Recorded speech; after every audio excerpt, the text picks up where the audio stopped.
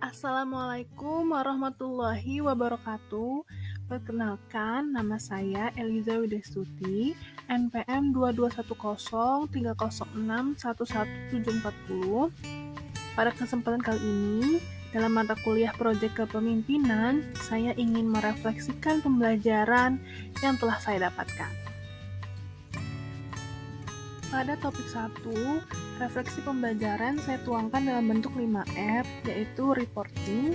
Pada mata kuliah Proyek Kepemimpinan ini, saya belajar banyak hal, mulai dari menetapkan visi sebagai seorang guru yang profesional, kemudian belajar memanifestasi visi ke dalam misi untuk mewujudkan pendidikan yang memerdekakan siswa.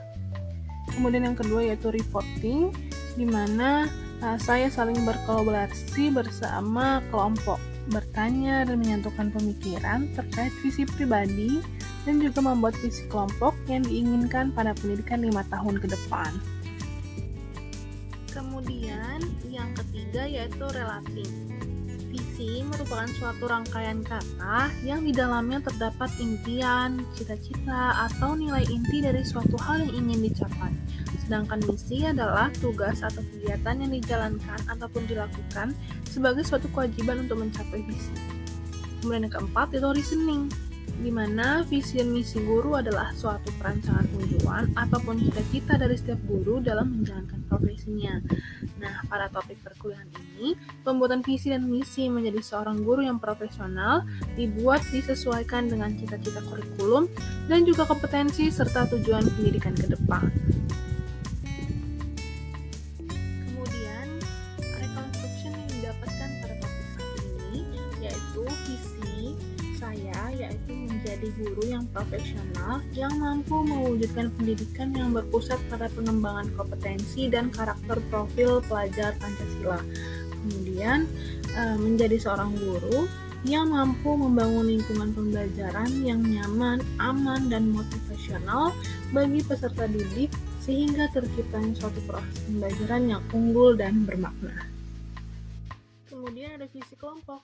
Pada tahun 2025, sekolah dapat mewujudkan peserta didik yang beriman, gigih dalam bercita-cita, berprestasi, kreatif dalam menghadapi tantangan abad 21. Ini adalah visi kelompok kami dalam 5 tahun ke depan. Selanjutnya yaitu refleksi pembelajaran pada topik 2, subtopik 6 topi berpikir. Yang pertama, reporting. Pada pembahasan topik pembelajaran ini, saya mempelajari mengenai 6 tahapan berpikir dalam refleksi pengalaman pembelajaran. Penggunaan 6 topik berpikir ini berguna dalam memetakoreksi pengetahuan, pengalaman, dan perasaan dalam pembelajaran. Kemudian respondennya, yaitu setiap guru ataupun peserta didik mampu merefleksikan pengalaman dari pembelajaran sehingga dapat disimpulkan bahwa penggunaan topi berpikir ini dapat digunakan dalam membuat dan merencanakan best practice dalam suatu proses pembelajaran. Kemudian pada bagian relating menjelaskan tentang 6 topi berpikir. Yang pertama yaitu topi putih, menjelaskan tentang fakta atau peristiwa yang terjadi.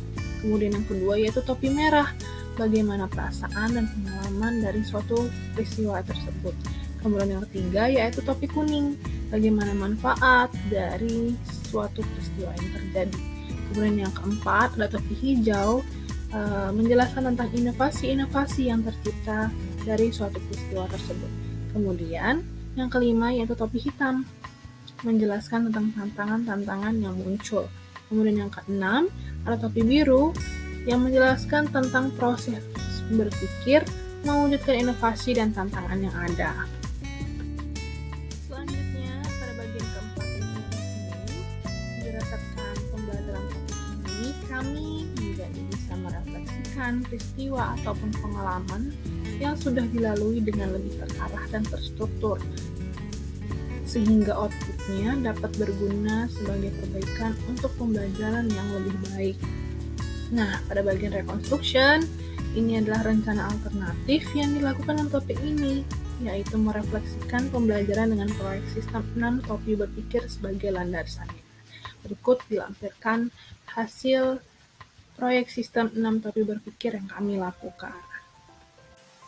Kemudian pada topik 3 yaitu tentang Sustainability News dan 5D.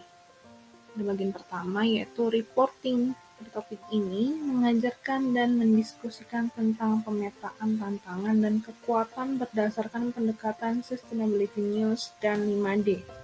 Ada define, discover, dream, design, dan deliver yang dilakukan untuk mencari tahu permasalahan yang ada di sekolah dan penciptaan solusi atas permasalahan tersebut. Kemudian yang kedua, yaitu responding. Sustainability News dapat mendorong pengungkapan tentang bagaimana aset atau potensi yang ada tersebut saling terhubung dan berinteraksi dalam rangkaian sistem yang kompleks, serta bagaimana 4 dimensi tersebut telah mempengaruhi komunitas sasaran proyek kita. Kemudian pada bagian relating, mengenai Sustainability News dan 5D. Ada 4 dimensi yang mempengaruhi komunitas sasaran proyek kita. Ini mengatur tentang Sustainability News, di mana ada 4, yaitu yang pertama N, nature atau sistem alam, kemudian yang kedua yaitu ekonomi atau sistem ekonomi, kemudian yang ketiga ada W, well-being atau sistem kebahagiaan dan psikologi, kemudian yang terakhir adalah S, society atau sistem kemasyarakatan. Kemudian yang kedua ada 5D, bekerja. Ada 5 aspek yang menginterpretasikan pelaksanaan penciptaan solusi. Yang pertama, define, buat pertanyaan utama terlebih dahulu. Kemudian yang kedua yaitu discover, ambil pembelajaran yang ada. Kemudian yang ketiga yaitu dream, gali mimpi atau harapan yang ingin dicapai. Kemudian yang keempat, design, menjabarkan rencana-rencana untuk melaksanakan hasil. Kemudian yang kelima yaitu deliver, mengatur eksekusi dari perencanaan kita. Selanjutnya ada bagian keempat yaitu reasoning. Berdasarkan pembelajaran topik ini, mahasiswa mendapatkan keterampilan dalam menganalisis permasalahan dan menciptakan solusi dari pembelajaran melalui gambaran proyek sistem yang teratur dan juga sistematis satu sama lain. Nah, pada bagian reconstruction, rekonstruksi dari pembelajaran ini setelah berdiskusi dengan kelompok adalah sebagai berikut. Kami lampirkan berupa link di Drive mengenai hasil dari rekonstruksi proyek sistem kami. Kemudian, pada topik 4 mengenai proyek, hal pertama yaitu reporting. Pada pembahasan topik ini, kami merancang suatu proyek yang dapat memberikan kebermanfaatan kepada guru dan sekolah sesuai dengan analisis permasalahan pembelajaran di kelas. Kemudian yang kedua ada responding, di mana proyek yang dicanangkan adalah pengadaan ekowisata ke Balai Besar Pengembangan Budidaya Laut di daerah Pesawaran Lampung. Dan produk akhir yang kami ciptakan yaitu e-booklet. Kemudian pada bagian ketiga yaitu alur kegiatan yang dijalankan. Yang pertama yaitu tahap urutan kegiatan, kemudian yang kedua itu kegiatan itu sendiri mengenai aktivitas yang akan dilakukan di setiap tahap, kemudian yang ketiga itu ada output, kemudian yang keempat ada outcome, hasil yang diperoleh. Kemudian berdasarkan pembelajaran pada topik ini di bagian reasoning, yang didapatkan adalah belajar berkomunikasi dengan baik, belajar merancang proyek hingga pelaksanaannya, kemudian juga mendapatkan keterampilan dalam membuat e-booklet. Nah, pada bagian rekonstruksi dari proyek ini yaitu berupa proyek ekowisata ke Balai Besar Pengembangan Budidaya Laut di daerah Pesawaran Lampung. Produk akhir kami yaitu berupa e-booklet. Kemudian dari proyek yang kami dapatkan ini berawal dari suatu analisis masalah di mana berdasarkan hasil observasi di kelas 10-10 bahwa minat belajar siswa pada materi keanekaragaman hayati masih tergolong rendah. Kemudian tercetuslah ide dan dipilih pembuatan media belajar bertemakan keanekaragaman ikan melalui Balai Besar Pengembangan Budidaya Laut Lampung. Lalu kami melakukan perencanaan atau planning, yaitu yang pertama survei data ke BBPBL. Kemudian yang kedua, diskusi pemilihan media belajar yang tepat dengan kriteria sederhana namun esensial. Kemudian yang terakhir yaitu solusi dari hal tersebut. Maka dipilihlah pembuatan media belajar berupa e-booklet sebagai suatu dokumentasi dan berasal dari sumber literatur yang telah didapatkan. Kemudian, ini adalah contoh e-booklet mengenai materi keanekaragaman ikan di Balai Besar Pengembangan Budidaya Laut Lampung. Oke, itu saja refleksi pembelajaran yang saya dapatkan dalam mata kuliah proyek kepemimpinan.